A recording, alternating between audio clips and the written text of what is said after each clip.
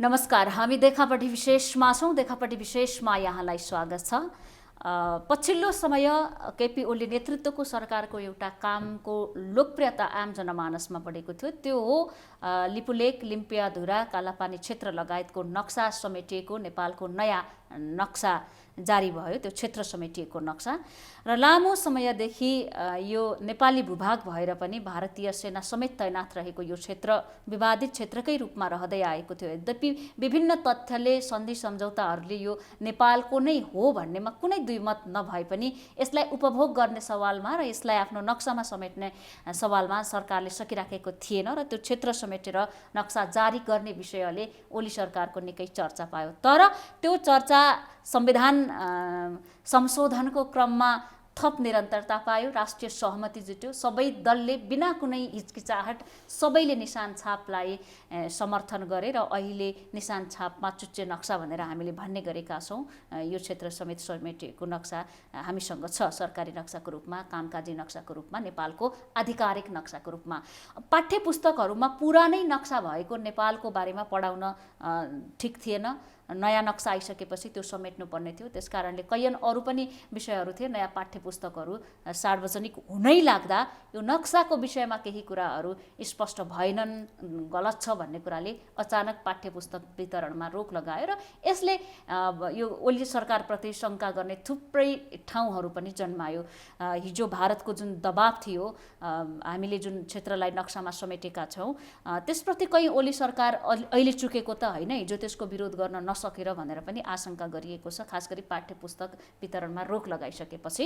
आज हामी यसको वास्तविकता के हो, किन अहिले यो विषयलाई लिएर आलोचना भइराखेको छ र आम मानिसमा चासो पनि बढ्दै गएको छ, वास्तविकता के हो त भन्ने विषय, साथै केही भूमि बैंक, भूमि व्यवस्थापन सम्बन्धी बनेको आयोग र अन्य समसामयिक विषयमा पनि केन्द्रित रहेर आज देखापट्टि विशेषमा कुराकानी गर्नेछौँ। हामीले हाम्रो स्टुडियोमा निम्त्याएका छौँ भूमि व्यवस्था, सहकारी तथा गरिबी निवारण मन्त्री पद्मा अर्याल।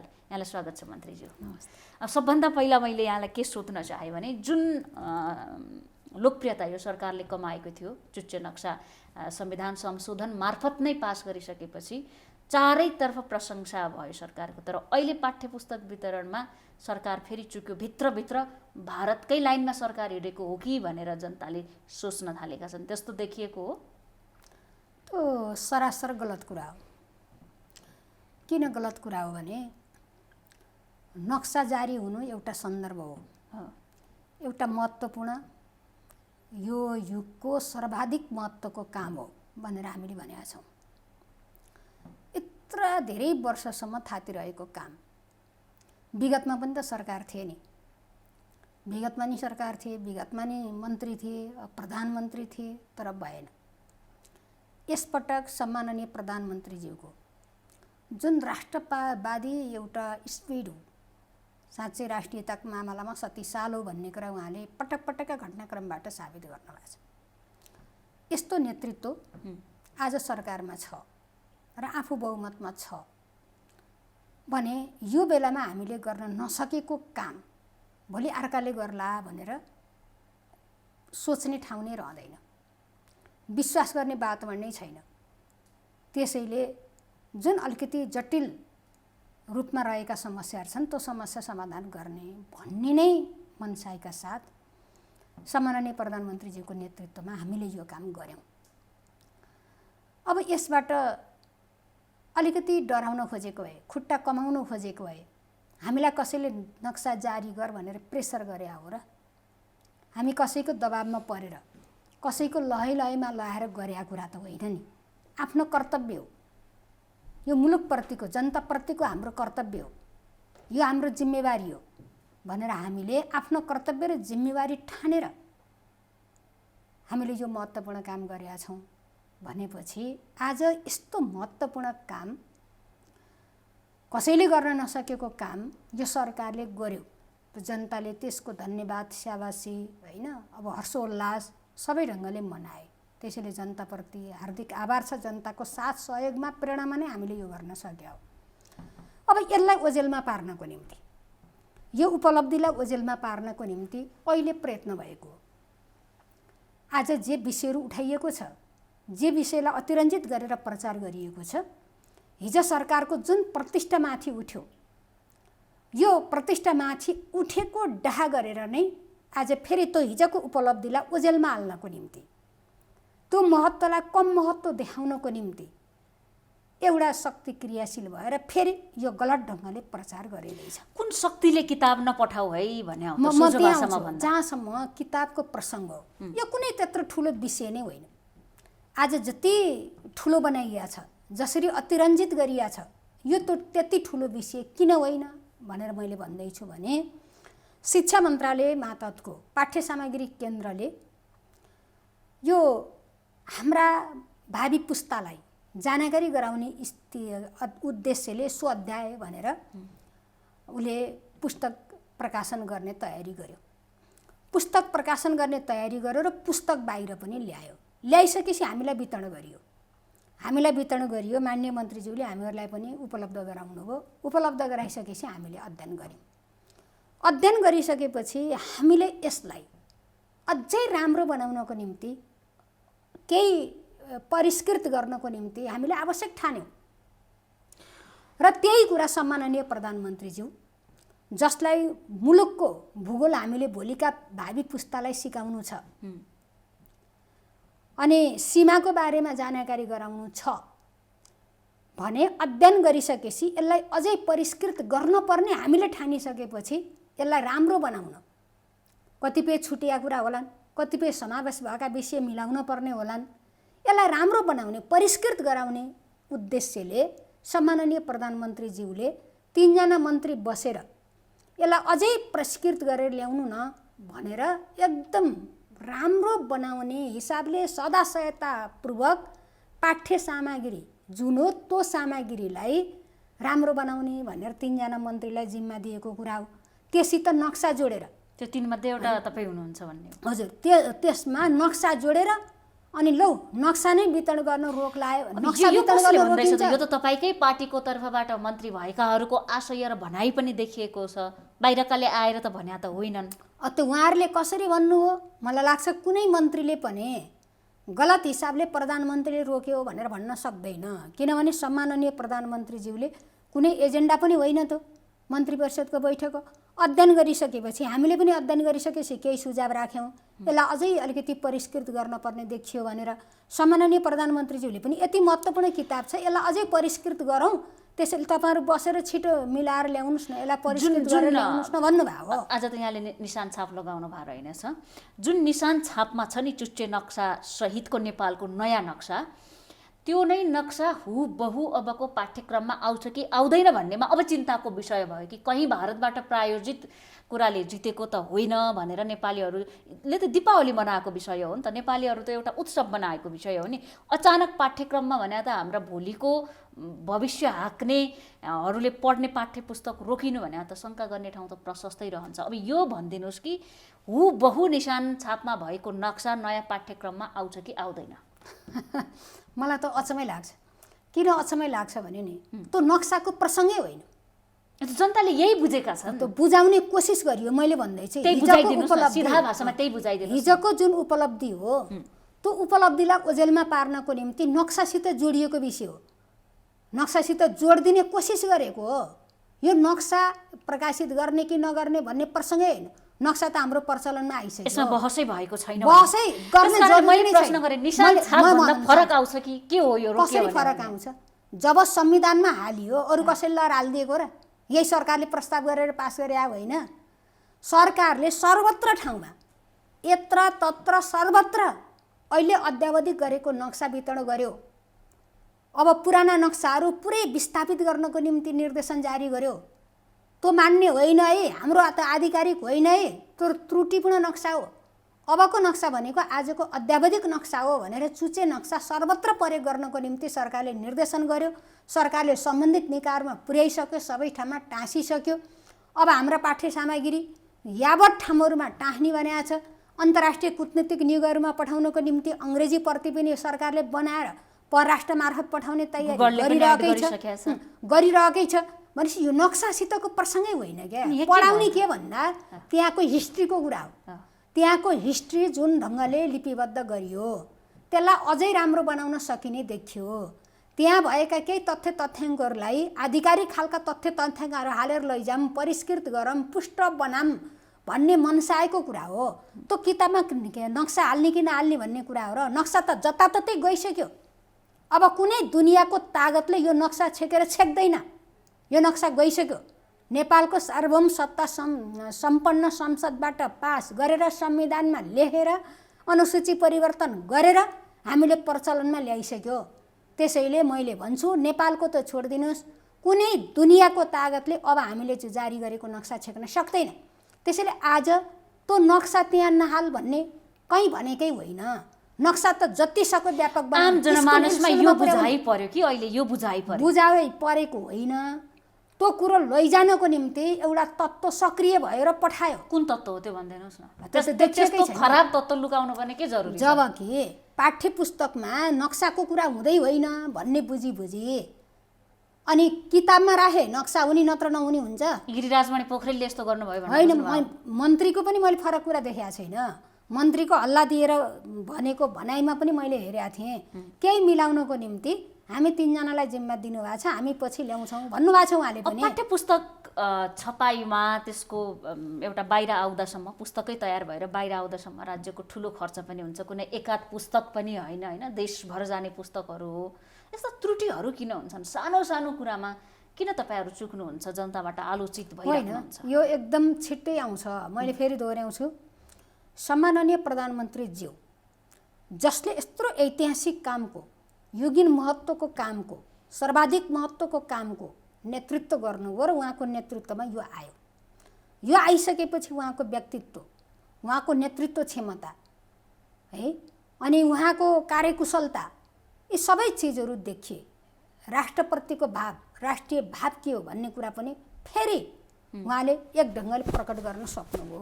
हजुर, त्यसैले अब त्यो चिजलाई कसरी डगमगाइदिने, कसरी तिलमिल्याइदिने भन्ने नियतका बस भएको छ।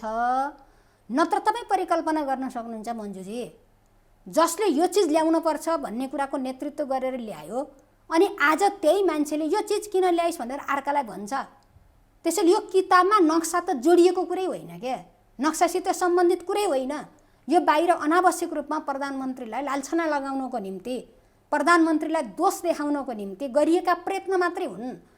किताबमा भएका जति पनि विषयवस्तुहरू छन् ती विषयवस्तुलाई अझै परिष्कृत गरौँ भन्ने राखेर विद्यार्थीहरूले पढ्दाखेरि त्यो भूगोलको बारेमा पनि पढ्नु पर्यो भन्ने कुरा हो। तथ्य त्यहाँ पुस्तकमा आउनुपर्ने कुरा यहाँले भन्न खोज्नुभएको जुन कुरा भूगोलको जुन हिस्ट्री हो, इतिहास छ या त्यहाँको तथ्यहरू होलान् या अहिलेको अवस्था होला, ती कुराहरू लेख्ने कुराहरू, पढ्नुपर्ने कुराहरू समेटिँदैछन् भन्ने हो। नक्सामा कहीँ कतै के भएको छैन। नक्साको केही प्रसङ्गै होइन।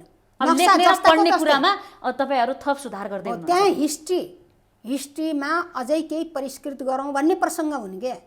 कतिपय भाषाका यसका लागि त एउटा विशेष समिति पनि बनेको छ होइन, तथ्य सङ्कलन गर्ने विभिन्न बुद्धिजीवीहरूको। त्यो फरक कुरा हो, त्यो फरक सहयोग लिनु भएको छ यहाँहरूले। 3 जना मन्त्रीको जुन समिति छ, जरुरी नै छैन। हामीले किन भन्नु नि, हामीसँग भएका प्रमाण तथ्यहरू प्राप्त भएर नै हामीले त्यसमा अडिएर, त्यसमा आधारित भएर नक्सा जारी गऱ्यौँ।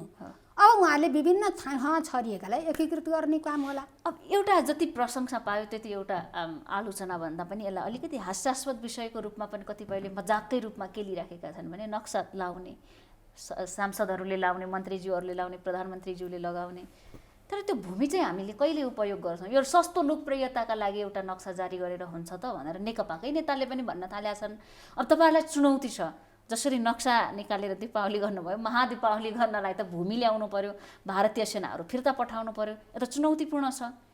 होइन, त्यो टिप्पणी कस्ताले गरे म त्यतातिर लाग्दिनँ। सबै जनताको चाहना के हो भने यत्तिको दह्रो सरकार, यत्तिको खुट्टा टेक्ने, यत्तिको आँटिलो सरकार, केपी ओली नेतृत्वको सरकारले जमिन फिर्ता ल्याएन भने भोलि नआउन सक्छ भन्ने आशंकाले यही सरकारले छिटो ल्याइदिए हुन्थ्यो भन्ने जनताको चाहना हो। बुझ्नु भएको रहेछ, आउँछ कि आउँदैन त्यति भन्दैन। अब मैले आउँछ कि आउँदैन भन्ने कुरा सरकार अगाडि बढिसक्यो।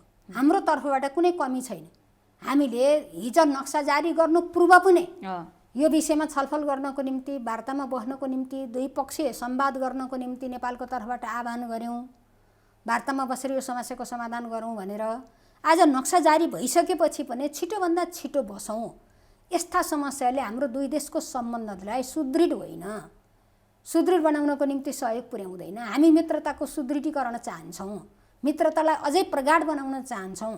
त्यसैले यस्ता सानसाना कुराहरू छन् जुन विषयहरूले हाम्रा सम्बन्धलाई हामीलाई हेपेको हो कि हामीलाई पेल्न खोजेको हो कि भन्ने खालको भावना आयो भने त्यसले हामी दुवै पक्षलाई राम्रो गर्दैन। आज भारत जुन ढङ्गले अन्तर्राष्ट्रिय जगतमा जुन ढङ्गले आफ्नो छवि निर्माण गर्नको निम्ति अगाडि बढिरहेछ, विश्वमा त्यो खालको छवि कायम गराउने बाटोमा जुन ढङ्गले जाने सोच बनाइरहेछ, त्यसको निम्ति पनि त छिमेकी मुलुकहरूको सम्बन्ध राम्रो हुनुपर्छ कि पर्दैन? छिमेकी मुलुकहरूसित जोडिएका समस्याको समाधान हुनुपर्छ कि पर्दैन? पर्छ। त्यसैले यो विषयमा स्वयं भारत पनि गम्भीर छ। छिमेकीको मन चिडाएर, छिमेकीमाथि अर्घल्याइ गरेर, छिमेकीको हेरी यति टुकुरमाथि लोभ गरेर हैन, अनि फरक खालको दृष्टि लगाएर म जुन बाटो हिँड्न खोजेको छु त्यो मेरो बाटो सफलता प्राप्त गर्दिन भन्ने कुरा राम्रो ढङ्गले यहाँको बुझाइ हो कि भारतको स्पष्ट धारणा हो कि यहाँको बुझाइमा भारतको आशय यो हुन सक्छ भन्ने हो कि या हामीले अनुमान लगाउन सक्छौँ उसलाई विश्वमा अघि बढ्नु छ, बढिराखेको छ, हामी माथि यो अन्याय गर्दैन होला भनेर? तर हामीले त्यो कुरा उहाँहरू आफैले पनि बुझ्नुहुन्छ भन्ने लाग्छ। उहाँहरूले त्यो कुरा बुझ्नु भयो भने हामी बुझाउँछौँ वार्तामा बस्दाखेरि। अहिलेसम्म हाम्रा जति पनि पत्रहरू काट्यौँ हामीले त्यसको आधिकारिक जवाफ आएको छैन होइन? अब पछिल्लो चरणमा सम्माननीय प्रधानमन्त्रीज्यू र भारतीय प्रधानमन्त्रीको बिचमा कुरा भयो। कुरा हुँदाखेरि अब हामी नियमित रूपमा संवाद वार्ताबाट नै अगाडि बढ्ने भन्ने छ र सम्माननीय प्रधानमन्त्रीज्यूले पटक पटक भन्नुभएको छ र त्यो सार्वजनिक रूपमा पनि भन्नुभएको छ, मन्त्री परिषदको बैठकमा पनि भन्नुभएको छ, व्यक्तिगत भेटघाटमा पनि भन्नुभएको छ। हामीले विशेष परिस्थिति आयो, भेटघाटको वातावरण बनाउनको निम्ति नेपालको पक्षबाट हामी लागेकै छौँ। हाम्रो परराष्ट्र मन्त्री त कसिया हुनुहुन्छ नि, धेरै नोटहरू पनि पठाइसक्नु भएको छ। उहाँले यो वार्ताको आह्वान गर्ने कूटनीतिक पक्षको नेतृत्व गर्ने त परराष्ट्र मन्त्रालय नै हो। परराष्ट्र मन्त्रालय यो कुरा कसिरहेछ। सम्माननीय प्रधानमन्त्रीज्यूले पनि भन्नुभएको छ हामी वार्तामा बस्दाको दिनमा यो समस्यालाई समाधान गर्न सक्छौँ। म पूर्ण विश्वस्त छु। मेरा तथ्य, मेरा प्रमाण, हाम्रा इतिहास राखेर टेबलमा बस्दाखेरि यो समस्याको समाधान हुन्छ, भूमि हामीले ल्याउन सकिन्छ। यसका लागि महत्त्वपूर्ण भूमिका तपाईँको कसरी छ भने भूमि सम्बन्धी तथ्यहरू, सीमा सम्बन्धी तथ्यहरू, इतिहासहरू, हाम्रा दस्तावेजहरू त तपाईँको मन्त्रालय अन्तर्गत जान्छ नि त। तपाईँको डकुमेन्ट जति बलियो हुन्छ नेपालको डायलग भारतसँग त्यति नै बलियो हुन्छ। ठिक हो, हामीसँग डकुमेन्ट अहिले परराष्ट्रमा केही छ, केही हामीसँग छन्, भूमि व्यवस्था मन्त्रालयको नापी विभागमा छन्। हामीसँग आज भएका जति पनि डकुमेन्टहरू छन्, जति पनि तथ्यहरू छन्, जति पनि प्रमाणहरू छन् त्यो नै यथेष्ट छन्, पर्याप्त छ भनेर बुझ्नु पर्यो। छन्। अर्को प्रसङ्ग अब के पनि उठ्छ भने जस्तो भारतीयहरूको एउटा सोचाइ अहिले नेपाल भारतको सम्बन्ध सदियौँदेखिको छ, सामाजिक छ, राजनीतिक छ, इतिहास छ। तर नेपालले अहिले चीनको उक्साहटमा भारतसँग यी सबै सम्बन्धको तिलाञ्जली दिन खोज्दैछ। नेपालले चीनको पैसा लिइरहेको छ, त्यसको सहयोग लिइरहेको छ। नेपालका राजनीतिक पार्टी, सत्तारूढ पार्टीका नेताहरू चाइनाको कम्युनिस्ट पार्टीसँग प्रशिक्षण लिइरहेका छन्। भारतीय जनमानसमा घर घरमा तपाईँको पनि भिडियो पुग्यो, केपी ओलीको नाम पुग्यो। आज भारतको हरेक बालबालिकाले त्यो नाम कसरी बुझ्या छ भने भारतका विरुद्ध चीनको उक्साहटमा प्रयोग भएको प्रधानमन्त्री केपी ओली भनेर यस्तो गलत सन्देश गइराखेको छ। नेपालको कुनै हैसियतै छैन सीमाको विषयमा उठाउने भन्ने शब्द त्यहाँका विज्ञहरूले प्रयोग गरेका छन्। यता दुई देशका लागि एउटा नराम्रो सङ्केत हो भविष्यमा देखिने। हरेक मुलुक स्वतन्त्र छ, हरेक मुलुकले आफ्नो स्वतन्त्रताको प्रयोग गर्छन्। आफ्नो भौगोलिक अखण्डता, राष्ट्रिय स्वाभिमान, स्वतन्त्रता हाम्रो प्राणभन्दा प्यारो कुरा हो। आफ्नो भूगोलको बारेमा बोल्न अरू कसैले सिकाउनु पर्छ? आफ्नो भूगोलको बारेमा यो मेरो भूगोल हो भन्नलाई अरू कसैले बोल भन्न पर्छ? हिजोदेखि हामी बोल्दै आएको होइन, हिजोदेखि हामीले अभियान चलाउँदै आएको होइन, टुङ्ग्याउन बाँकी हो। आवाज त हिजोदेखि उठाउँदै आएको छौँ नि हामी प्रतिपक्षमा हुँदा, सत्ता पक्षमा हुँदा जहिले पनि यो विषय उठाउँदै आएका छौँ। त्यसैले आज मात्रै उठेको विषय होइन। कुन मुलुकको कुन मुलुकसित के सम्बन्ध छ हामी त्यता जान चाहन्नौँ, तर यो हाम्रो स्वतन्त्रताको कुरा हो, हाम्रो स्वाभिमानको कुरा हो। हाम्रो स्वाभिमानमाथि आँचाउने अभिव्यक्ति कसैले दिएर हामीलाई सह्य हुँदैन, दिइराखेको छ। हाम्रो निम्ति त्यो कुरा सह्य हुँदैन। त्यसैले यस्ता खालका अभिव्यक्तिहरू अनुचित ढङ्गले बाहिर आउनु त्यति उपयुक्त कुरा होइन, शोभनीय कुरा होइन। मैले यो कुरा राख्न चाहन्छु। हाम्रो स्वाभिमान होइन, हाम्रो राष्ट्रियता होइन, हाम्रो स्वतन्त्रता होइन। त्यसको प्रयोग हामीले गरिरहँदा अनि कहीँ लक्षित गरेर कुरा गर्न मिल्छ, त्यसैले यो शोभनीय कुरा होइन। जहाँसम्म दुई देश बीचका, छिमेकी दुई देश बीचको कुरा हो, हाम्रा सम्बन्ध भनेको दायाँतिर फर्किँदा बायाँ भुल्ने, बायाँतिर फर्किँदा दायाँ भुल्ने हाम्रो सम्बन्ध होइन। हिजोदेखि नै हामी समदूरीको सम्बन्ध छ। दुई छिमेकी मुलुकसितको सम्बन्ध हाम्रो समदूरीकै छ। एउटालाई माया गर्ने, एउटालाई च्याप्ने, अर्कालाई दूर गर्ने, हेला गर्ने भन्ने कुरा छैन। त्यसैले हिजोदेखि नै हामी हाम्रो सम्बन्धलाई समदूरीमा राखेर आएका छौँ। भोलिको हाम्रो सम्बन्ध पनि के हो? अन्तर्राष्ट्रिय सम्बन्ध भन्दा हाम्रा दुई छिमेकी मुलुकको समदूरीकै सम्बन्ध हो। हामी बराबर सम्बन्ध कायम राखेर अगाडि बढ्न सक्दैनौँ। नेपाली यहीँनिर मैले यहाँलाई अर्को प्रश्न के जोड्न खोजेँ। नेपाली कङ्ग्रेसकै कतिपय नेताहरूको भनाइ के छ भने नेपालका लागि चिनिया राजदूतको, प्रधानमन्त्री लगायत नेकपाका नेताहरूसँगको, मन्त्रीहरूसँगको भेटघाट बढ्यो, यसले भारत चिढिएको छ। भारतलाई चिढ्याउनु हुन्न है, भारत हाम्रो असल मित्र हो, उसलाई चिढ्याउनु हुन्न भनेर एउटा चिन्ता व्यक्त गर्नेहरू पनि छन्। नेपालका लागि चिनिया राजदूतले धेरै प्रकारले खेलिराख्नु भएको छ, नेपालमा सक्रियता बढ्यो भन्ने। यो नक्सा जारी गर्ने बेला यहाँसँग पनि त्यो प्रकारको उठ बस भयो त? वास्तवमा भन्ने हो भने नि सम्बन्धकै कुरा गर्ने हो भने भारत र नेपालको खुला सिमानामा आते जाते भेटघाट बेसी कता हुन्छ, इन्डियातिरै हुन्छ नि। भाषा पनि मिल्छ हिन्दी र नेपालीको। जहाँ बेसी सिमाना जोडिया छ, जहाँ व्यापारिक केन्द्रहरू जोडिया छ, जहाँ खुला सिमाना छ, भेटघाट आते जाते, बसाइ त खुला सिमानाबाट नै हुन्छ होला नि। बसाइको आधारमा, भेटघाटको आधारमा धारणा बनाउने हो भने चाइनासँग भन्दा बेसी नेपालका नेताहरूको भेटघाट बसाइ भनेको इन्डियासितै हुन्छ, भारतसितै हुन्छ। यो हिजोदेखिकै प्र्याक्टिस होइन, सहज छ नि हामीलाई। यता त बार छ, यता त प्रक्रिया पुरा गरेर हामी नुन तेल किन्न जान्छौँ, बेलुका नुन तेल ल्याएर आउँछौँ, बिहान खाली झोला भरि खल्ती लग्छौँ, बेलुका भरि झोला खाली खल्ती फर्किन्छौँ। हाम्रा त हरेक खालका सम्बन्ध छन् नि, हरेक खालका सम्बन्ध त यतै छन्। त्यसैले त्यो आधारमा दृष्टिकोण बनाउने हो भने सबै अब भारतसित नजिक भने भयो। अब चाइनासित एउटा जुन अरू मुलुकसितको हो, उनी अरू मुलुकसितकै खालको स्थितिमा एउटा सिस्टमबाट, प्रक्रियाबाट स्वभावैले भेटघाट गर्ने कुरा त के ठुलो कुरा भयो त नि। अनि भेटघाट गरे अरे, चिया खाए अरे भन्ने आधारमा मलाई लाग्छ यो अलिक ठुलो नेतृत्व पङ्क्तिबाट यस्ता विषयहरू होइनन् होला। कतिपय विषयहरू तलबाट अतिरञ्जित ढङ्गले पनि आउँछन्। तर मैले अझै स्पष्ट पार्ने कुरा के छ भने हाम्रो कसैसित नजिक, कसैसित टाढाको होइन। हामी दुवै मुलुकसित समदूरीको सम्बन्ध कायम गर्दै प्रगाढ सम्बन्धहरू विस्तार गरेर हामी एक अर्काको सहयोगी, एक अर्काको मित्र बनेर अगाडि बढ्न चाहन्छौँ। भूमि व्यवस्था मन्त्री पनि भएका कारणले भूमि नै जोडिएको छ। नेपाली भूमि भारतका विरुद्ध प्रयोग भइराखेको छ चीनका उक्साहटमा भन्ने स्पष्ट धारणा बनाएर एक थरीले यो म्यासेज महाभारतमा प्रवाह गरिराखेको छ। मजाले कानेर बाज सबैले त्यही भन्छन्। एक पटक नेपाल सरकारको यति गाली भयो कि बिहान उठ्दादेखि राति अबेरसम्म नेपालकै मन्त्री परिषदको तपाईँको फोटो, प्रधानमन्त्रीज्यूको, हाम्रो त्यसमा डिफेन्स गरेकोमा डाक्टर महेन्द्र रिजालका, यी नै भारतीय मिडियाहरूका लागि मुख्य समाचार बने। मैले यो प्रश्न किन सोध्दैछु भने कुनै पनि राष्ट्र, हाम्रा छिमेकी मित्र राष्ट्रमा गलत सन्देश नजाओस् भन्ने त सरकारको दायित्व हो नि। होइन, हामीले हाम्रो भूमि छुट्टिएको भूमिको नक्सा जारी गर्दा अनि कसैले कतै बात लगाइदिन्छ भने त्यसका पछि दौडिन पर्ने कुरा केही पनि छैन। हामी हाम्रो प्राण त्याग्न तयार छौँ, तर हाम्रो भूमि हामी छोड्न तयार छैनौँ। लिपुलेक, लिम्पियाधुरा, कालापानी क्षेत्रको सैनिक हटाएरै छोड्नुहुन्छ। सरकारले पटक पटक भनेको छ। हामी कूटनीतिक संवादको माध्यमबाट, वार्ताको माध्यमबाट देखिँदैन नि मन्त्रीज्यू।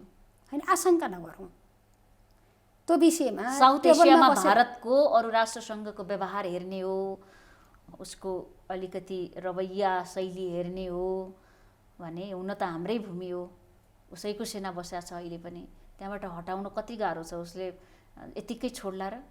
निराशा होइन, आशाले, अविश्वासले होइन, विश्वासले, दृढताले खुट्टा टेकियो अगाडि बढियो भने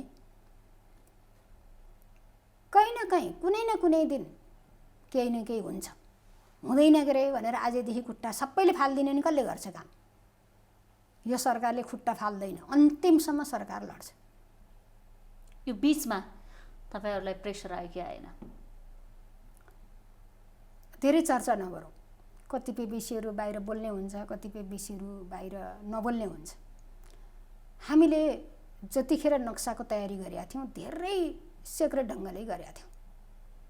लगभग गोप्य राख्ने कोसिस गरिएको थियो। लगभग हाम्रा सबै काम सकेपछि अलिअलि छिस तयार गर्दै भन्ने बाहिर आयो, नत्र हामीले धेरै सेक्रेट ढङ्गले कुरा गर्यौँ।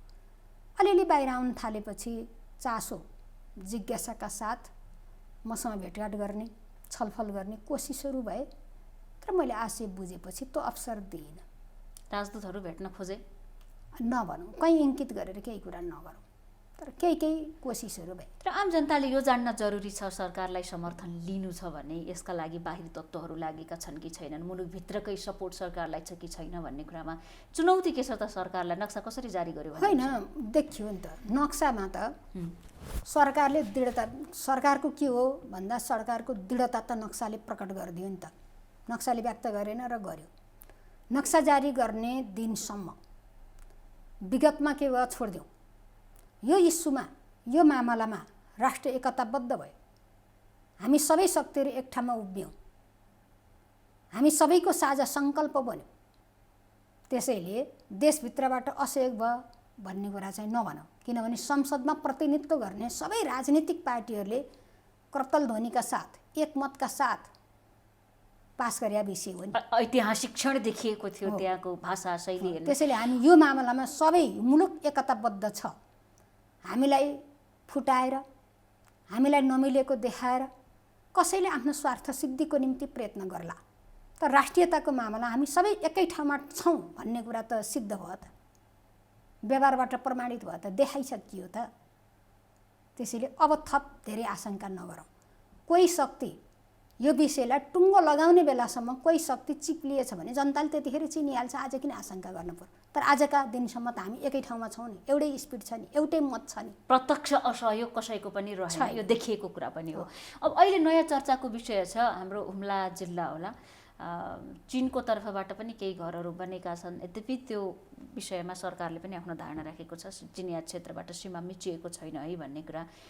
यो कुराले नेपाली जनताहरू चिन्तित हुन्छन् कि मानिसहरू गरिब सहन, गरिबी भएर यो कोरोनाको सङ्क्रमण सहन चुप लागेर बस्छन्, तर आफ्नो भूमि मिचियो कि भनेर सुन्दा, यी समाचारहरू सुन्दा नेपालीहरू एकाएक जागरुक हुन्छन्। अझै अर्को चिन्ता थपेको छ, कोही चीनले पनि अतिक्रमण गर्दै लग्ने हो कि भन्ने कुरा। नेपाली जनताको राष्ट्रियताप्रतिको जुन खालको भाव छ त्यसलाई म सलामै गर्छु। कस्तो चनाखो हुनुहुन्छ भन्ने कुरा। जहाँसम्म हुम्ला जिल्लाको एउटा क्षेत्रसित, भूगोलसित जोडिएर उठेका प्रसङ्ग थिए, आज भएका छलफल बहसका विषयहरू थिए, त्यो विषयमा सरकारको तर्फबाट परराष्ट्र मन्त्रालय या परराष्ट्र मन्त्रीज्यूबाट आधिकारिक धारणा सार्वजनिक भइसकेको सन्दर्भमा मैले त्यो विषयमा थप केही भनिरहनु पर्छ जस्तो लाग्दैन। हराएको पिल्लर भेटियो भन्ने कुरा हो? हराएकै छैन, कोही जाँदा हरायो भनेर समाचार आए नि, त्यसकारणले मानिसहरू जागरुक भए, आक्रोशित भए। समाचार सबै सत्य हुँदैन के, सत्य समाचार हेरि पनि दिनु पर्यो। हो, समाचार सत्य सबै हुँदैन, त्यो त हामीले देखेकै छौँ नि। त्यसो हुँदा आएको कुरा के हो भनेर हेर्न चाहिँ पर्यो, तर आएका कुरा सबै सत्य हुन्छ भन्ने कुरा हुँदैन भन्ने कुरा त अघिल्ला दिन हरायो, भोलिपल्ट लहर त्यहाँ राति लहर राखेको त होइन नि त। अनि देखियो भन्ने हुन्छ, त्यही थियो, कसैले हेर्दा देखेन होला, ठाउँ यताउता पर्न सक्छ। यसमा कसैको केही नियत हुन सक्छ कि सक्दैन? दक्षिणतर्फ यो बदनाम भयो, उत्तरतर्फ पनि गरौँ भन्ने पनि हो कि? प्राविधिकले काम गर्दा त्यो पिल्लर खडा गर्ने त यिनीहरू नक्सा, प्राविधिक टिमले नक्सा हेरेर भूगोल हेरेर गर्ने हो नि, उनीहरूले निर्माण गरे। यो तपाईँको मन्त्रालय अन्तर्गत पर्छ? त्यो नापिलै गर्यो, कार्यक्षेत्र त परराष्ट्रको हो, हामीले निर्माण गरिदिने काम हो। सीमा परराष्ट्रको हो, तर तथ्य हेर्ने, नाप्ने, त्यो त पिल्लर खडा गरिदिने काम भूमि व्यवस्थाले गरेको हो, नापीले गरेको हो। तर त्यो कार्यक्रम भनेको कसको भन्दा परराष्ट्रकै हो, हामीले सहयोग गरे हो। प्राविधिक चाहियो नि त, त्यो सीमा क्षेत्रमा त प्राविधिक चाहियो, प्राविधिकले हेरेर गर्न पर्यो। त्यसैले प्राविधिक प्रयोग हामीले गऱ्यौँ, त्यो तर कार्यक्षेत्र कसको भन्दा परराष्ट्रकै हो, जसको भयो नि भूगोल त हाम्रो हो नि। यो छिट्टै टुङ्गियो भनेर भने यसमा चिनिया पक्षको इन्भल्भमेन्ट कति छ त? छिट्टै उनीहरूले यो मिसअन्डरस्ट्यान्डिङ जो छ यसलाई क्लियर गर्न चाहेको हो कि हामीले मात्रै घोषणा गरेको हो? 11 नम्बर पिलरबारे ती घरहरू मैले त्यही भन्दै थिएँ। 11 नम्बर पिल्लर हिजो खडा गर्ने बेलामा एउटा टिमले खडा गर्यो, त्यो प्राविधिक टिमले खडा गर्यो। उनीहरूले त हेरेर नक्सा हेरेर गुगलको आधारमा नि काम गरे हुन्छ नि, प्रविधिको प्रयोगबाट काम गरे हुन्छ। अब अरू पब्लिक गरे खोज्दै हिँड्दा त त्यो ठाउँ नभेटिन सक्छ। उनीहरूले छ्याक्क यो यहाँ उनीहरू प्रविधि सहित गए, यहाँ यो छ भन्ने प्रविधिले उत्तिखेर पत्ता लगाइदिन्छ। हामीले विकास गरेका प्रविधिहरू छन् नि, त्यसले यो लोकेसन हो भनेर त्यो लोकेसन खोज्दै गएपछि त्यहाँ भेटिन्छ। ठ्याक्क अरू पब्लिकको कुरा के भन्दा त्यो नलेज त भएन, वडा अध्यक्ष नै जाँदा पनि त्यो नलेज भएन नि उहाँहरू। प्राविधिक नलिएर जाँदाखेरिको समस्या हो भनेर बुझ्न सकिन्छ। प्राविधिक नलेज भएन, उहाँहरू खोल्साखोल्सी वन जङ्गल अथवा खाली ठाउँ खोज्दै हिँड्दाखेरि भेटिएन अनि पाइएन भन्नुभयो। अनि प्राविधिक टिमले आफ्नो जे हो प्रविधि त्यो प्रयोग गर्दाखेरि त्यो त्यहीँ छ, त्यही लोकेसनमा जाँदा भेटिन्छ। त्यसैले हराएको होइन कि त्यो बाहिर नभेटिएको भनेर अलिकति त्यहाँका जनताले हामी उपयुक्त ठाउँमा खोज्न गएनछौँ भन्ने कुरा होला। अर्को एउटा अब यहाँलाई अलिकति डन मन्त्री पनि भन्छन्, त्यो कुना त कहीँ तपाईँ झन्डा अगाडि राख्नु भएको छ, अलिकति आतङ्क मचाउने गरी कहीँ खम्बा गाड्नुहुन्छ, कसैको डोजर चलाइदिनुहुन्छ घरमा, किन यस्तो गरिराख्नु भएको छ त तपाईँले? वास्तवमा मान्छेले पदलाई कसरी बुझ्ने भन्ने कुरा मैले डन भने होइन है, बाहिरकाले ठिक छ, कसले के भने भन्ने त जान्न, मैले के गर्ने भन्ने कुरा ठुलो कुरा, कसले के भन्छ भन्ने कुरा त्यो महत्त्वको कुरा होइन। मैले पदलाई यो जिम्मेवारी र आफ्नो दायित्व भन्ने बुझेको छु। त्यसैले यो जिम्मेवारीमा भएको बेला, यो दायित्व निर्वाह गर्ने ठाउँमा आएको बेला जनताप्रतिको राष्ट्रप्रतिको हाम्रो जिम्मेवारी जे हो त्यो आफ्नो क्षमताले भ्याएसम्म कुशलतापूर्वक गर्नुपर्छ। सम्माननीय प्रधानमन्त्रीज्यू, जसले यो सरकारको गठनकालदेखि सुशासन पहिलो मुद्दा हो भन्नुभएको छ, सुशासन पहिलो मुद्दा भइरहँदा मैले नेतृत्व गरेको मन्त्रालय र त्यो मातहतका निकायहरूबाट सुशासन विरोधी क्रियाकलाप भइरहँदा, सुशासन का खिलाफका गतिविधि भइरहँदा म मुखदर्शक बनेर बस्न सक्दिनँ। त्यसैले मैले सुरुदेखि सुशासन कायम गर्ने अभियानको थालनी गरेँ। त्यही अभियान अन्तर्गत हिजो सरकारी जग्गाहरू अतिक्रमण भए, सार्वजनिक जग्गाहरू अतिक्रमण भए, पदका आधारमा पहुँचका आधारमा सरकारका सम्पत्ति व्यक्तिका नाममा दर्ता भए, मैले पत्ता लाएँ। आज त्यो सरकारको सम्पत्ति सरकारकै नाममा फिर्ता गरिदिने मेरो दायित्व हो। हिजो जोसुकैले गरोस्, जे नामको मान्छेले गरोस्, जे पदको मान्छेले गरोस्, जे पदको मान्छेले गरोस्, त्यसैले म गएर पर्खाल फालेर ठुल्ठुला यो जग्गा सरकारी हो भन्ने बोर्ड बनाएर सुरक्षासहित कस्तो भनाभनको स्थिति थियो देखिरहनु भएको छ नि दृश्य, त्यस्तो बेलामा खुट्टा नकमाइकन यो मेरो अभियान हो भनेर मैले सुशासन कायम गर्नको निम्ति अतिक्रमित गरिएका जग्गाहरू फिर्ता ल्याएर सरकारको अरबौं सम्पत्तिको संरक्षण गरिदिने काम गरेको छु। यो मेरो कर्तव्यभित्रको कुरा हो। कसले के टिप्पणी गर्छ म त्यतातिर जान्न। त्यसै गरी सरकारी जग्गामा अतिक्रमण गरेर घरहरू बनाइयो, टहराहरू बनाइयो, पटक पटक यो सरकारको जग्गा हो, तपाईँहरू आफ्नो ठाउँमा जानुहोस्। जो सुकुम्बासी हुनुहुन्छ तपाईँहरू अन्त बस्ने ठाउँ नपाएर, खाने ठाउँ नपाएर, तरकारी लाउने ठाउँ नपाएर आउनुभएको हो भने तपाईँहरूको व्यवस्थापन सरकारले गर्छ।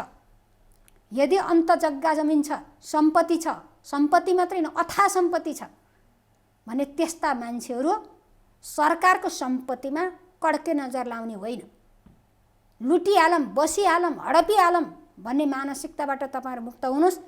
यी परिवार सरकारका जग्गा पर्यो हटाउनुहोस् घर भनेर हामीले 1 वर्षसम्म पटक सूचना गऱ्यौँ। 72को कुरा हो, तपाईँले डोजर लगाएको भने हटेन। त्यो पूर्जा मैले नेतृत्व गरेको मन्त्रालयको सहकारी विकास बोर्डको नाममा छ त पूर्जा। त्यसपछि गएर हामीले पहिचान गऱ्यौँ यहाँ बसेका मान्छे मध्ये कति सुकुम्बासी पर्छन् भन्दा 4 घर पर्दा रहेछन्। बस्ने कति? बस्ने त 32 घर, त्यो मध्ये 4 घर 28 घरका मानिसहरू, 28 घरका मान्छेहरूको अन्त घर छ, अन्त घर छ, अन्त नक्कली सुकुम्बासी। घर छ, सम्पत्ति छ, त्यहाँ व्यापार गर्नको निम्ति आएर सरकारी जग्गा हडपेर बसिया छ भनेपछि तपाईहरू आफ्नो सम्पत्ति यहाँ फर्किनुहोस्, यो सरकारको सम्पत्ति सरकारलाई ल्याउनुहोस् भनेर उहाँलाई जानकारी गराएर सूचना दिएर माइकिङ गरेर घरमा टाँसेर गर्दा पनि उहाँहरू हट्नु भएन। नहटेपछि के गरौँ? 4वटा सुकुम्बासीलाई हामी पैसा पठाइदिन्छौँ, घर बनाइदिन्छौँ, तपाईँहरूको बस्ने ठाउँ हामी खोजिदिन्छौँ, अहिले तपाईँहरू हाम्रो अफिसमा आएर बस्नुहोस् भन्यौँ, हाम्रै अफिसमा आएर अहिले बस्नुहोस्, हामी तपाईँहरूलाई प्रबन्ध गर्छौँ भनौँ, अरू बाँकीलाई हजुरहरू आफ्ना सरसामान लिएर तपाईँहरूको घर जानुहोस्, यो हामीले भत्काउँछौँ भनेर भत्काइदिउँ। भूमि व्यवस्था सम्बन्धी एउटा आयोग गठन भयो, त्यसमा पनि आलोचित बन्नुभयो तपाईँ। यो बेला न कुबेला यो किन आयोग गठन गर्यो भन्ने कुरामा किन गर्नुभयो त? जनताको आलोचना हुने गरी 7 दशक लामो मुलुकको आन्दोलन छ सुकुम्बासी भूमिहीनहरूको समस्याको समाधान गर्ने कुरा, अव्यवस्थितको बसोबासको व्यवस्थापन गर्ने कुरा। पटक पटक चाहे बौद्धलपछिका सङ्कल्प हुन्, चाहे बृहत शान्ति सम्झौताका सङ्कल्प हुन्, चाहे हाम्रा संविधान निर्माणका कुरा हुन्, चाहे हाम्रा राजनीतिक पार्टीका चुनावका बेला बहसका घोषणापत्र हुन्, चाहे पटक पटकका सरकारका सङ्कल्पहरू हुन्, अत्यन्त महत्त्वका साथ सुकुम्बासीको मुद्दा उठाइएको छ, यो समस्याको समाधान गर्ने भनिएको छ, तर आजसम्म त भएको छैन नि। अपेक्षाकृत भएन, कोसिस भयो, काम भएन। त्यसैले यसपटक यो सरकारले यसपटक यिनलाई सामाजिक न्यायको आधारमा हामीले यसको व्यवस्थापन गर्ने भनेर अगाडि बढिरहँदा भोलि फेरि मुद्दा मामला भएर अदालतले नरोकोस्, हाम्रो काममाथि कसैले औँला नठड्याओस् भनेर कानुन बनायो। कानुनबाट अनि भूमि आयोग बनाउने भनेर भनेको छ। त्यो कानुनमा नै भूमि सम्बन्धी ऐन निर्माण गरेर त्यो ऐनमा नै अब यो समस्या समाधान गर्नको निम्ति केन्द्रीय स्तरमा एउटा आयोग बनाइनेछ भनेर भनेको छ। जम्मा 5 जनाको आयोग बनाएको छ। अनि कानुन पास कार्यकर्तालाई लिएर भर्ने, कार्यकर्तालाई व्यवस्थापन गर्ने, रोजगार गर्ने आयोग बन्यो, यो जनताका लागि होइन भन्ने कुरा थाहा पाउनु भएको छ। टिप्पणी गर्नै पर्दैन। यो आयोगले काम गर्न सकेन भने आयोग राम्रो बनिन्छ भने भयो। अहिले फिल्मै गएको छैन, पुरै आन्तरिक तयारी गरेर फिल्ममा जानको निम्ति उत्तम तयार भएर काम गरिरहेछ होइन। उसको दक्षताको मापन आज हुन्छ। उसको 3 वर्षे कार्यकाल हो। 3 वर्षे कार्यकालमा केही गर्न सकेन भने यो अयोग्य आयोग भनेर भन्नुहुला, कार्यकर्तालाई जाहिर हुने आयोग भन्नुहुला। जब ऊ अब काम गर्दैछ, उसले काम देखाउनै पाएको छैन, अनि बन्दाको दिनमा घोषणा गर्दाकै दिनमा उसको मूल्याङ्कन हुन्छ। त्यस्तो पनि कहीँको चलन हो। बन्दाका के दिनदेखि अनि मूल्याङ्कन गर्ने, शङ्का गर्ने, यसले केही गर्दैन भन्ने, जनतामा अविश्वास सिर्जना गर्ने, यो प्रवृत्ति ठिक प्रवृत्ति हो। साथ दिन पर्यो। नेकपाकै कार्यकर्ता रोजगार बनायो भन्ने कुरामा असन्तुष्टि देखियो नि धेरैको। अब त्यो उहाँहरूले कसरी टिप्पणी गर्छन् थाहा छैन। हामीले कुनै पार्टीका मान्छे भनेर होइन, सरकारले यी मान्छेले काम गर्न सक्ला आयोगले समावेशी भूमिहीनहरूलाई विज्ञहरू पनि आवास दिन सक्ने गरी काम गर्छ या जो नक्कली भूमिविहीन बनेका छन्, जसको सम्पत्ति छ, घर छ, पहुँच प्रयोग गरेर ठाउँ ठाउँमा जग्गा लिइराखेका छन् सुकुम्बासी देखाउँदै उनीहरू विस्थापित हुन्छन् सिधा अर्थमा होइन। यसले यो आयोगले काम गर्न सक्छ नम्बर 1। नम्बर 2 सबै कुरा सङ्घबाट गर्ने हो र। हामीले प्रदेशको भूमिका हालेका छौँ, हामीले स्थानीय तहको भूमिका हालेका छौँ, सङ्घको मात्रै छैन नि। सबभन्दा बेसी जिम्मेवार को हुन्छ हाम्रो यो अभियानमा भन्दा यो अभियानमा यो काममा सबभन्दा बेसी जिम्मेवार भनेको स्थानीय तहका जनप्रतिनिधि हुन्छन्, जसले सुकुम्बासी चिनेको हुन्छ। अनि त्यहाँ उसले एकजना मान्छेलाई माया गरे यसलाई पूर्जा दिउँ भन्दा त्यहाँ जनता छैन, वल्ला पल्ला घर छैनन्, उसलाई बाँकी राख्छन्। त्यसो भने जनतालाई भनिदिनु कुन अर्थमा जनताले कसरी सहयोग गर्छन् कि यसको नि सम्पत्ति छ, यो सुकुम्बासी होइन है भन्नलाई। एउटा कुरा हाम्रो तथ्यले, हाम्रो सफ्टवेयरले हाम्रा दर्शकलाई भनिदिनु न कसरी भन्ने। हामीले कसरी त्यो मिसयुज नहुने गरी लैजान के गरेका छौँ भने हाम्रो सफ्टवेयर निर्माण गऱ्यौँ, प्रविधिको हामीले विकास गऱ्यौँ। त्यो प्रविधिले आज सुकुम्बासी भनेर अमुक ठाउँमा, अमुक पालिकाको अमुक गाउँमा बसेको मान्छे त्यो सुकुम्बासी हो कि होइन, त्यसको अन्यत्र जग्गा जमिन छ कि छैन, अन्यत्र सरसम्पत्ति छ कि छैन भन्ने गरेर हेर्न सकिने प्रविधिको हामीले विकास गऱ्यौँ। तपाईँको सम्पत्ति कति छ भन्ने कुरो तपाईँले हाम्रो यहाँको कलङ्की तपाईँको कुन मालपोत कार्यालय पर्छ त्यहाँ गएर तपाईँको नागरिकताको नम्बर दिनुभयो भने त्यो नागरिकताको नम्बरको आधारमा तपाईँको झापाको कुनै कुनामा रहेछ भने या तपाईँको बझाङ डडेलधुराको कुनै गाउँमा तपाईँको जग्गाको टुक्रा रहेछ भने हेर्न सक्ने सिस्टम हामीले विकास गर्यौँ। अब एउटा यो सिस्टमले सम्पत्ति कति कहाँ कति छ भन्ने देखाइदिन्छ। म सुकुम्बासी हो भन्दैमा सुकुम्बासी हुँदैन, हो कि होइन भनेर पहिचान गर्ने एउटा यो प्रविधि।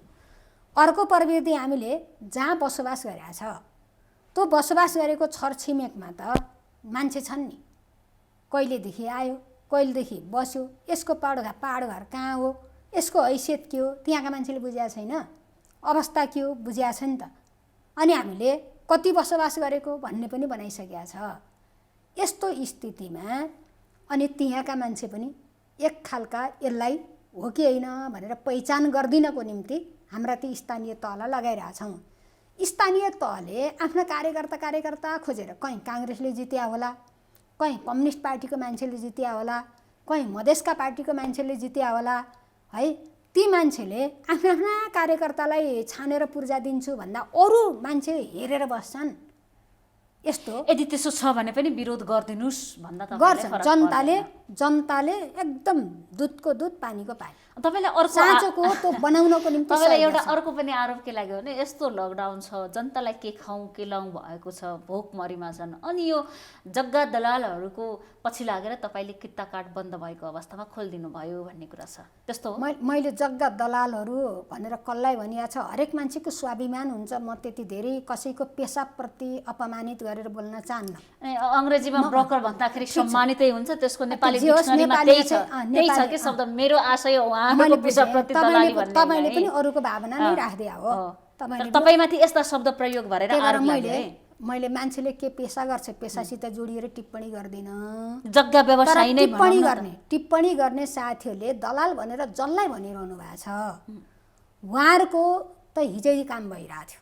म तपाईँलाई प्रश्न भनिदिन्छु, जसलाई दलाली भनेर साथीहरूले सङ्केत गर्नुभएको छ टिप्पणीकर्ताहरूले, उहाँहरूको काम त हिजै भइरहेको थियो।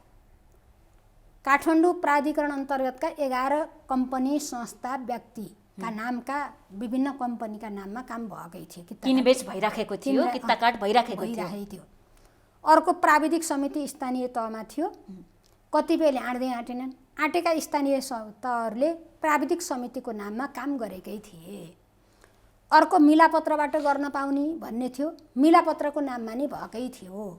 अर्को अंशबन्डामा यो लागू नहुने भन्ने थियो, अंशबन्डामा पनि पटक्कै अंशबन्डा नक्कली अंशबन्डा गर्दै कित्ता काटै गर्दै कुरो रहेकै थियो। रोकियो थियो कसको? जसले यो 2 नम्बरी काम जान्दैन, जसको टाठोपठोपन छैन, जसको पहुँच छैन, जसले खर्च गर्दैन, त्यस्ता सोझा साझा जनताको दैनन्दिनको काम पनि रोकियो। आज यो विषम परिस्थिति छ, जीविकोपार्जनको मान्छेलाई समस्या भएको छ। संविधानमा तपाईँले व्यक्तिको निजी सम्पत्तिको रक्षा गर्ने भन्नुभएको छ। सम्पत्तिको हकमा भन्नुहोस् त, मौलिक हकको सम्पत्तिको हक भनेर व्यक्तिको सम्पत्तिको हक छैन। तपाईँको सम्पत्ति मैले केही काम गर्छु, यसलाई यसरी मोबिलाइज गर्छु, गर्नु नपाउने भन्ने हुन्छ। अनि छोराछोरी पढाउनु पर्यो, हाम्रो सम्पत्तिको जमिन, कुनै उद्योग व्यवसाय गर्नु पर्यो, जमिन, बिहादान गर्न पर्यो, जमिन, केही गर्नु पर्यो भने त्यही हो नि सम्पत्ति। अनि त्यस्ता चिजहरू ठप्प बनाएर बस्दाखेरि यी त व्यक्तिगत कुरा भयो। तर तपाईँमाथि लागेको आरोप त जसले ठुलो सम्पत्ति लिन्छ, सस्तोमा लिन्छ, महँगोमा बेच्छ, अझ भने नि दलाली नै गर्छ हो, त्यस्ता मान्छेलाई त हिजो काम भइरहेको थियो। उनीहरूको रोकिएकै थिएन कारोबार भन्ने, रोकिएकै थिएन। तपाईँले मैले हेरेँ यो आवास हाउजिङ व्यवसायी कम्पनी रहेछ नि, उहाँको अध्यक्षज्यूको मैले एउटा इन्टरभ्यू सुनेको थिएँ। उहाँको इन्टरभ्यूमा के भन्नुभएको थियो, हाम्रो काम त हिजो नै भएकै थियो, हामीलाई खुसी न बेखुसी।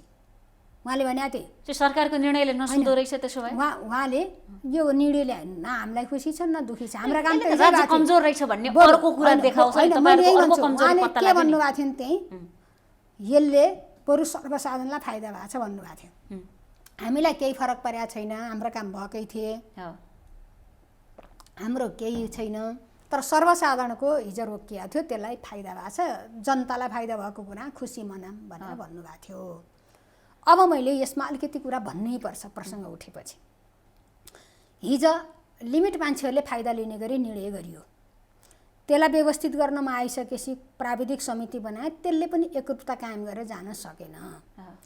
त्यसैले किता काट रोकिएको नाममा लिमिट मान्छेले फाइदा लिइरहने, ठुल्ठुला तपाईँले भनेका जे सङ्केत गर्नुभयो ती मान्छेहरूले फाइदा लिइरहने, सर्वसाधारणको रोकिने जसको दैनिकी चलाउनलाई कारोबार हुन्छ उनीहरुको रोकियो भन्ने कुरा एकदम शास्ति हुने यो थियो परिस्थिति। राजस्व ठप्प, हालत यस्तो अवस्था छ, जनताको दैनन्दिन चल्या छैन, जीविकोपार्जन के गर्ने होला अप्ठ्यारो भइरहेछ, त्यसलाई मोबिलाइज गर्न छैन। यो कुरा अदालतले पनि कानुन बनाएर गर्नु भन्यो। 2 पटक जति हामीलाई अख्तियार दुरुपयोग अनुसन्धान आयोगले यो समस्या छ खोलिदिनुहोस् भनेर एक खालको निर्देशनात्मक सुझाव पनि दियो। सतर्कता केन्द्रको हामीलाई दिएको सुझावको रिपोर्ट हेर्नुहोस्, संसदीय समितिको हामीलाई दिएको सुझावहरू हेर्नुहोस्। यो हेरिरहँदा नि हामीले अब छिटो छिटो कानुन बनाएर अनि कानुन अनुसारै गरिदिने भनेका थियौँ। त्यसैले हिजोको अवस्था के थियो भन्दा कित्ताकाट गर्नु नगर्नु भन्ने कुनै कानुनै थिएन। कानुन नभएको अवस्थामा प्रशासकीय हिसाबले, त्यो कानुनी हिसाबले होइन, प्रशासकीय हिसाबले कार्यकारी निर्णय भयो। आज हामीले कानुन बनायौँ त्यो सन्दर्भमा, अदालतले कानुन बनाएर गर भन्यो, हामीले कानुन निर्माण गऱ्यौँ छिटो गरेर। कानुन निर्माण भएर कानुन पास भएको भने 1 वर्ष भइसक्यो, राष्ट्रपतिबाट प्रमाणित भयो अनि राजपत्रमा प्रकाशित भयो। अहिले त्यो प्रचलनमा छैन भन्न मिल्छ र? त्यो कानुन क्रियाशील भइसकेको अवस्थामा पुरानो जुन खालको कार्यकारी निर्णय थियो त्यो कार्यकारी निर्णय राखिरहन उपयुक्त थिएन। त्यसैले यो कार्यकारी निर्णय बदर भनेर भनिदियौँ। अब के गर्ने भन्दा प्रचलित कानुन नम्बर 1, नम्बर 2 भूप्रयोग ऐन 2076 जसले कित्ताकाटको बारेमा सम्बोधन गरेको छ, अब यो कानुन अनुसार गर भनेर सरकारले भनिदियो। यो कुरा कहाँनिर गैर कानुनी भयो, कहाँनिर कानुन विपरीत भयो, कहाँनिर जनताको हित विपरीत भयो भन्दा आज जनताको पक्षमा सरकारले यो निर्णय गर्यो। लिमिट व्यक्ति, लिमिट संस्थाबाट फाइदा लिइरहेका व्यक्तिहरूले अब सबै जनताले यो सुविधा पाउँदा आफ्नो त सुक्दै जाने भयो, आफूले लिएका फाइदाहरू त अब घट्दै जाने भए।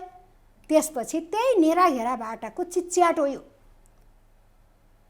यो हाम्रा साथीहरू के अब हाम्रा मिडियाहरू किन पछि लाउनु भयो म त्यता जान्न। त्यसैले यसको पक्षमा हेर्दै जाउँ, यो व्यवहारबाट यो ठिक थियो भन्ने ठाउँमा पुग्छ। हामीले कसले के भन्छ भनेर निर्णय गर्नु त होइन नि सरकारले त, कसले आलोचना गर्छ कसले हाइहाइ गर्छ भन्ने आधारमा निर्णय गर्ने हो र। आजको आवश्यकता के हो? जनतालाई जे गर्दा राम्रो हुन्छ, मुलुकलाई जे गर्दा फाइदा हुन्छ त्यो काम गर्ने कुरा। जनभावना बुझेको छु भन्ने यहाँको दाबी हो, जनभावना विपरीत काम गरेका छैन भन्ने यहाँको दाबी हो। यद्यपि तपाईबारे यो कुरालाई लिएर आलोचना भएकै हो। त्यो आलोचना हुन्छ, भोलि ठिक हुन्छ। यो राष्ट्र र जनताको हितमा कसरी छ? राष्ट्रको निम्ति हामीले भूप्रयोग कानुन बनायौँ, त्यसले भूमि व्यवस्थापनको निम्ति जमिनको वर्गीकरण भन्यो, त्यो वर्गीकरणमा 10 प्रकारको भन्यो, त्यो मध्येको एउटा खेतीयोग्य क्षेत्र भन्यो, खेतीयोग्य क्षेत्र कित्ताकाट गर्न पाइन्न भन्यो। अनि भूप्रयोग कानुन अनुसार गर भनेपछि कित्ताकाट मन परी खेतीयोग्य गर्न पाइन्छ पाइँदैन, त्यो कुरा हाम्रो छँदैछ। त्यसको कृषिमै प्रयोग हुन्छ, अरू आवश्यक क्षेत्र व्यापारिक क्षेत्रको निम्ति कित्ताकाट गर्न पाइन्छ, त्यसले बस्ती विकास हुन्छ, बजार विकास हुन्छ, राम्रो हुन्छ। त प्लानिङ सम्पत्ति चलाउन पाउने भयो, आफू अनुकूल प्रयोग गर्न पाउने, यसले त राष्ट्रलाई नि फाइदा भयो, जनतालाई पनि फाइदा भयो। त्यसैले हामीले कानुन बनाएर कानुनी व्यवस्था अनुसार जनता र राष्ट्रलाई फाइदा हुने कुरा गरिदिएका छौँ। अब फल्ना अनलाइनले के भन्छ, फल्ना मिडियाले के भन्छ, फल्ना व्यक्तिले के भन्छ भनेर हामी चुप लाएर बस्ने कुरा हुन्छ र। तर मनन गर्नु होला यदि आलोचना भएको छ भने। म फेरि एउटा सम्झाउँछु, आज त कानुनमै टेकेर भएको निर्णय हो, हिजो कानुनमा टेकेर भएका निर्णय होइनन्। आज कानुनमा टेकेर अब कानुन अनुसारै भनेको हो। त्यही पनि कानुन नबनेको भए पनि सबै कुरा कानुन मात्रै हुन्छ, न्यायमा आधारित भएर सरकारले काम गर्न पर्छ पर्दैन? जनपक्षीय सरकार हो, जनताको निम्ति सरकार हो भने कानुन भन्दा माथि त छैन नि सरकार। होइन, कानुनकै परिधिभित्र कानुन बनाउने सम्पूर्ण अधिकार सरकारलाई छ, तर कानुन भन्दा माथि बस्ने मैले अधिकार त सरकार छैन। कानुन त बन्यो, कानुनमै टेकेर यो निर्णय भयो। कहिले काहीँका केही निर्णय हुन्छन् त्यो कानुन बनेर गरौँला भन्दा यता जनताले दुःख पाइरहेको हुन्छ। त्यस्तो बेलामा कतिपय अहिले कोरोनाकै बेला भनौँ, कतिपय कानुनहरू नहुँदाखेरि पनि कोरोनाको पिछा नरोकियोस् भनेर जनताले चाहेका छन्। सरकार अझ अग्रसर होस् भन्ने पनि अपेक्षा छ। त्यही भएर न्यायको आधारमा, आवश्यकताको आधारमा पनि काम गर्नुपर्ने हुन्छ। अब अन्तिमतिर पनि छौँ। बेला बेलामा यो मन्त्री परिषद पुनर्गठनको चर्चा चलिराखेको छ। अब तपाईँहरूले एउटा कामलाई मूर्त रूप दिइराख्नु भएको छ। अहिले भूमि व्यवस्थाकै कुरा गरौँ, सहकारीकै व्यवस्था गरौँ, भूमि ब्याङ्ककै कुरा गरौँ। भूमि ब्याङ्क पनि एउटा प्रश्न मैले जोडिहालेँ है, यहाँ जोड्नेवाला नै थिएँ। भूमि ब्याङ्कलाई लिएर पनि यहाँले आम सर्वसाधारणको पहुँचलाई भन्दा पनि यो क्षेत्रका फेरि शब्द उही हुन्छ, पहुँचवालाहरूका लागि फाइदा हुने गरी भूमि ब्याङ्क मासलाई छुन्न है भनेर भनेको छन्। यो भूमि ब्याङ्क भने के हो? अब यसले के फाइदा गर्छ जनतालाई? यदि फाइदै गर्छ भने त्यो बुझाइदिनु। एउटा कुरो, जुन टिप्पणीकर्ताहरू छन्, हाम्रो अवधारणा सार्वजनिक भएको छैन। जे काम गर्नुहुन्छ टिप्पणीकर्ताहरू जागरुक किन भइराख्नु? मैले त नयाँ काम गर्दैछु त, मैले नयाँ काम गर्दैछु। यो विषयमा जानकारी उहाँहरूले लिन भ्याइसक्नु भएको छैन। म जान्दिनँ त भन्दिनँ, धेरै विद्वान व्यक्तित्वहरू हुनुहुन्छ। अनि के होला भन्ने आशंका। भूमि ब्याङ्क मलाई बुझाइदिनुस्, मेरो दर्शकलाई बुझाइदिनुस्। म भन्छु, हाम्रो अवधारणा बाहिर नआउँदै यो चाहिँ के अरे तपाईँले भनेकै शब्द ठुल्ठुलालाई केलाई फाइदा हुने हो, दलाललाई फाइदा हुने गरी भन्यो हो। त्यस्तो यो विशुद्ध अहिले वैदेशिक रोजगारबाट फर्केका र बेरोजगार युवाहरू अनि मुलुकमै बसेका बेरोजगार पङ्क्तिहरूलाई प्राथमिकतामा राखेर व्यावसायिक सामूहिक हैन किसिमले कृषिलाई प्रोत्साहन गर्ने, कृषि फार्महरू, उद्योगहरू, फलफुलहरू, पशुहरू के हुन्छ त्यो चाहिँ फर्मको स्केलमा गर्ने गरी कोही व्यक्ति पर्ला, धेरै समूहलाई, कृषि समूहलाई पर्ला, त्यो गरेर रोजगार सिर्जना गर्ने। भूमि ब्याङ्क जनतासँग जोडिन्छ, रोजगारीसँग जोडिन्छ भन्ने हो नि त। भोलि मैले प्रश्न गर्दा जोडिएन भने एउटा कुरा यसको उद्देश्य के हो भने हामी कहाँको विशेषता के हो?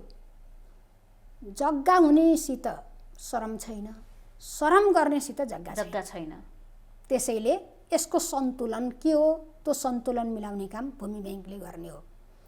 दोस्रो, असन्तुलित भूमिको वितरण, यसको समायोजन पनि यो भूमि ब्याङ्कले गर्ने हो। तेस्रो, भएका पाखा पखेरा सबै बाँझै खाली कृषि प्रधान मुलुक, ठुल्ठुला गफ लाउने, ठुल्ठुला भाषण चुड्की गर्ने, सबै जमिन बाँझै राख्ने, जमिन बाँझो राख्न नपाइने अनिवार्य जमिनको उपयोग गर्ने कुरा चौथो कुरा हो। अब भूमि ब्याङ्कको कन्सेप्टले जमिनहरू बाँझा देख्न पाइँदैन भन्ने। पाँचौँ कुरा के हो? अहिले मैले भनिसकेँ, व्यावसायिकतामा जोड दिने हैन, अनि त्यसपछि रोजगारहरू सिर्जना गर्ने। पाँचौँ कुरा, समृद्ध नेपाल सुखी नेपाली भनेको बेला हामी आत्मनिर्भर बन्ने कृषिका हरेक क्षेत्रमा आत्मनिर्भर बन्ने कुरा हो। अब ब्याङ्क भन्ने बित्तिकै मान्छेहरूमा भएको कुरा के हो? तपाईँले उठाएको भूमि ब्याङ्क के हो? ब्याङ्क भनेपछि पैसाको कारोबार गर्ने, आम मान्छेमा बुझै यही छ नि। ऋण लगानी गर्ने, निक्षेप सङ्कलन गर्ने, यही छ नि आम मान्छेको बुझाइ। अब हामीले के हो भन्दा पैसाको ठाउँमा जमिन सङ्कलन गर्ने ब्याङ्क, बाँझो रहेका डिपोजिट हैन, जमिन डिपोजिट गर्नु पर्यो भन्ने कुरा। जमिन डिपोजिट गर्ने ब्याङ्क जो उपयोगमा छैन, उपयोगमा नभएका जमिनहरूलाई ब्याङ्कमा डिपोजिट गरेर उपयोगमा ल्याउने प्रणाली भनेको ब्याङ्क हो। बाँझा खेतहरू अब लगानी योग्य हुन्छन्, जसले श्रम गर्न सक्छ उसले बाँझो खेतमा काम गर्न सक्छ भन्ने कुरा साधारण अर्थमा बुझ्न सक्छौँ हामी। तपाईँको सम्पत्ति छ, तपाईँले काम गर्न सक्नुहुन्न, तपाईँको जमिन उपयोगबिन भएको छ भने तपाईँले भूमि ब्याङ्कमा राखेर त्यसको उपयोग गर्न सक्नुहुन्छ। पाउँदैन, तपाईँले त्यो बापतको सहुलियत पाउनुहुन्छ, केही निश्चित प्रतिशत पैसा पाउनुहुन्छ, उत्पादन बढ्छ। तर जसले श्रम गर्छ उसले भूमिको प्रयोग गर्न सक्ने भयो भने। तर चिन्ता के देखाइएको छ भने यो पनि पहुँचवालाकै लागि हो है। होइन, मैले भनिसकेँ, पालिकामा हुँदा हामीले व्यक्तिलाई पनि दिने, समूहलाई पनि दिने, सहकारीलाई पनि दिने, संस्थाहरूलाई पनि दिने, उत्पादन बढाउने कुरा हो नि। ब्याङ्कको माध्यमबाट दिने भयो दिने हो भनेपछि पहिलो प्राथमिकता कसलाई भन्ने त मैले बेरोजगारलाई भनिसकेँ नि। हामी समाजवाद उन्मुख भनेको छ, समाजवादको एउटा मोडल हो के यो भूमि ब्याङ्क भनेको। कृषिमा समाजवाद कसरी आउँछ? मैले यसको सही अर्थमा प्रयोगमा गएपछि यहाँसँग थप कुराकानी समाजवादले के भन्छ? समाजवादले के भन्छन् भने उत्पादनमा सबैको संलग्नता, सबैको सहभागिता, वितरणमा समानता, समानुपाती वितरण होइन। त्यसैले समाजवादमा के हो? हेर्न पर्ने समूहको हो, जीवन उठाउन पर्ने समुदाय कुन हो? तल्लो स्तरको होइन हो। त तल्लो स्तरको जो खान पाएको छैन, खान नपाएकाले पाउने, जीवन उठाउन पर्नेलाई जीवन उठाउने काममा राज्यले सहजीकरण गर्नको निम्ति यसलाई माध्यम बनाएको हो। त्यसैले यो अवधारणा नआइकन, कार्यान्वयनको निम्ति फिल्डमा नगइकन बाहिर बसेर टिप्पणी गर्नेहरूको पछि लाएर त केही पनि गर्न सकिन्न के। त्यसैले हामीले के गर्छौँ? मन्त्रालयमा गएर राम्रोसँग बुझ्नु भयो जस्तो छ। तर जनताको टिप्पणी साधारण अर्थमा जनताको केही पनि होइन भन्ने पनि लिनु होइन। जनताको टिप्पणी नै होइन यो। जनताको टिप्पणी भए त सुन्न पर्छ नि। सधैँ टिप्पणी गर्नेहरूले टिप्पणी गर्ने हो क्या, टिप्पणीकारहरू हुन्। सधैँ टिप्पणी गर्ने टिप्पणीकारहरूको हो क्या। जनताले त सुझाव दिन्छ, यसो गर्दा व्यवहारिक हुन्छ, यसो गर्दा राम्रो हुन्छ, सुन्न पर्छ नि जनताको कुरा त। अब अन्त्यमा छौँ, मन्त्री परिषद पुनर्गठनको चर्चा चल्छ। एउटा स्पिडमा काम गरिराखेका मन्त्रीहरू आउने जाने, यसले स्थिरता कायम गर्छ र सरकार चाहिँ स्थिर हुनुपर्छ। अनि मन्त्री चाहिँ जहिले अस्थिर भएर सरकारले एउटा दिशामा काम गर्न सक्छ।